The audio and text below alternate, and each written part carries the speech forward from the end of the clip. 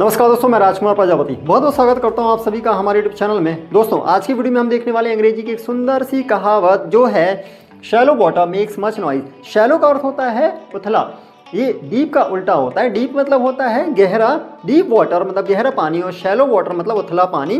तो shallow water makes much noise, उथला पानी बहुत शोर करता है। मतलब नदी का वो हिस्सा जहाँ पानी ज़्यादा गहरा नहीं होता है, बहाव तेज होता है, तो वहाँ पत्थरों के कारण, वहाँ उथले होने के कारण बहुत तेज आवाज़ आती है, पानी उछलता है तो वह डरावना भी लगता है।